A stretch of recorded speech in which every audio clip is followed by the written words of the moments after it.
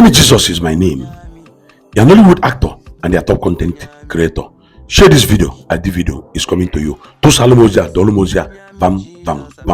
I'm going to show you a video. Yes. Watch this video. After watching the video, drop your comment on the comment section. Watch. Well, all right. Good morning to you, viewers. Let's begin what's trending. Traders at a market in Aninri local government area of Enugu State on Wednesday burst into wild celebrations upon receiving the news of the release of Ekweremadu, wife of a former Deputy Senate President, Ekweremadu, who was sentenced to jail for 4 years and 6 months in the United Kingdom in March 2023 for organ harvesting. Her husband, Ekweremadu, was also found guilty of the same offense and was sentenced to 9 years and 8 months in prison. Ekweremadu was reported to have joined her family sometime this week after serving her jail term. The traders in Enugu State, where Beatrice hails from, were seen in this video singing and dancing in celebration of her return. Let's take a look.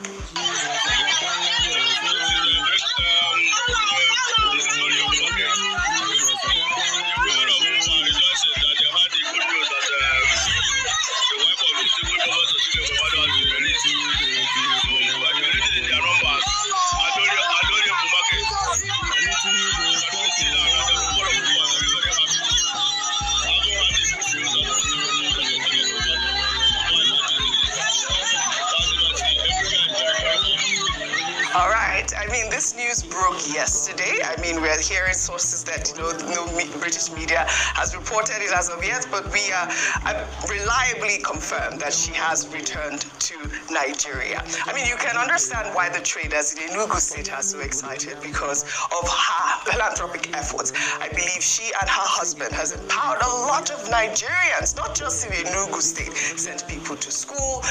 But the crux of the matter really is, the reason as to why she was sent to jail with her husband. We know the story, the background of the story. Ekweremadu had actually written a letter, when to the British consul to actually detail what his accuser was, going to do in London, and which is for the kidney transplant for his daughter. And, this whole incident occurred because I believe that there was some sort of witch hunt at one point with Ekweremadu and the EFCC. If you recall, back when the trial went on, there was a time when he wasn't granted bail because there was no cooperation by the EFCC here in Nigeria, which is quite a sad situation because, like we've been talking about Donald Trump and, making America great again and putting, our citizens first. Why do we see this sort of thing happen in Nigeria? I know that at the time, the Senate had organized a group of people to go on behalf of, the Nigerian government or whatnot to try to appeal to the UK government. But, I mean, I'm glad to see that this matter with Beatrice has been, resolved. We don't know as to the reason why she did not serve her full jail term. Ayo. All right, so it's a reason we can speculate as a result of the fact that, yes, because she was sentenced. They were sentenced in June 2022. And when this news came out, it was very big story. It was controversial as well. People for and against, people looking at the merit of the case, organ trafficking, the plight of a mother who wanted to save her child, whether or not the boy who was taken was informed or not. But that's besides the point. The UK courts found them guilty and they were sentenced to 3 years, at least for her, 3 years in prison. Now, that would have 3 years now that she's been released is not up to the time. I think it would be summer later on this year that would have made her full sentence. But recall that since this Labour government came into power, they have talked about overcrowding in prisons. And they have said it's been an issue that has been highlighted in the UK for a while, and that those with non-violent crimes will be reviewed and perhaps their sentences reduced, especially also if they had good behavior in Her Majesty's prison. This is what we can speculate happened, that while she was there, she was of good behavior. Also, as a result of evaluating her case to see it was non-violent and just seeing that, okay, they could let her go early rather than serving the full term, then that could be perhaps a reason for that. But like you said, the good news is that she's back home now. It's great to know that her daughter is still alive, and hopefully they're still pursuing an opportunity for her to have that kidney transplant. All right. Okay, a number of issues here. Let's dimension them properly. about organ harvesting. The case was about organ harvesting, and the court in England found Senator Ekweremadu guilty, sentenced him to 10 years, found his wife guilty, sentenced him to 6 years, and then there was also a Dr. Obinna Obeta, who was said to have been involved in the matter. He was also convicted. That's number one. Number two is the point reached about, prison time. The fact that Mrs. Ekweremadu has now been released. Now, within their jurisdiction there, they have some other protocols, maybe for good behavior, maybe a new government is in place, maybe the prisons are over congested, and all of that, and they will say, well, we'll reduce sentences. One of the things that the Labour government has been trying to do. The other point to note is that prison calendar is calculated differently. So what is 5 years, 6 years in normal calendar is different from how it is calculated. So it's important to also look at all of those areas. Number three, the point that Ujinika raised is about the behavior of the Nigerian government. Yes. Now, there are persons who are convinced and who believe that the Nigerian government was not fair to the Ekweremadu's.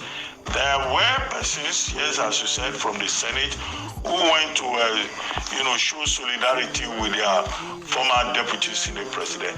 But we recall that it was at that time that the EFCC, under Abdurrashid Bawa, then decided to bring up this 2006 Act about assets forfeiture, and they brought it up and they were saying, Ekweremadu should forfeit some assets. And I think Justice Justice Ekweremadu was the one who spoke up at that time and said that, look, even that process was questionable. So you found a former deputy Senate president having an issue abroad, and then his own country bringing up another matter to sabotage him. However, the law is the law. The basic lesson from this is that Nigerians should realize that what is permissible in Nigeria is not permissible in another place. If you go foul of the organ harvesting law of the United Kingdom and you are involved in it, then of course you will answer for it. Right. That is another lesson. But there are also some other gray areas. David, yes. Mwamini, I think that's the name. Mwamini. I can't pronounce that. Something like that. The guy first said he was 15 years old. Yes. It was later discovered that he was over 22 years. It was also discovered that he had claimed falsely that his parents died. Yeah. But the way the case went, all of that did not help the Ekweremadu's and the Dr. Obeta in the court in England. But it's just for us, basic lesson, to know that, look, how they do in your village is not how they do in Rome. But we're happy that she's back and all of that. Now, another leg of it is that there's a human side to it. They are not, the conviction in England is not saying Senator Ekweremadu, stole money, not that he committed a crime involving some heinous thing. This was a man and a woman who wanted to help their own daughter. Yes. A lady named Sonia, who had kidney issues. Sonia. And if you look at it from a parental background, it looks like the kind of mistake that any parent could have made. But you see, again, the law is the law. So, Mrs. Ekweremadu is back. The senator has 10 years.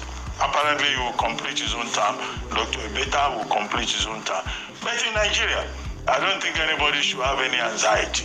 We have been in this country where even people who stole money, not people trying to play their role as parents, getting on the wrong side of the law abroad, had returned to become political godfathers. Yes. So this may be there may well be a second chance for Senator Ekweremadu.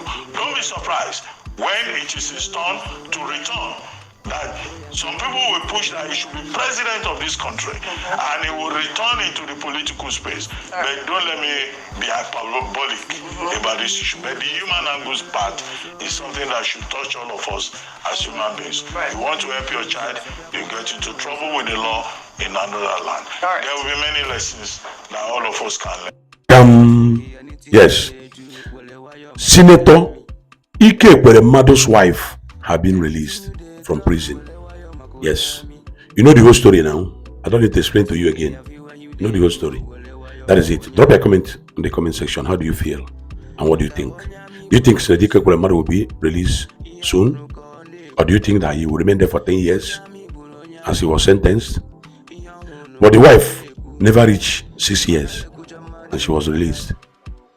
So, Ekweremadu, do you think that we expect to see him soon? As the wife said, drop it on the comment section. Share this video.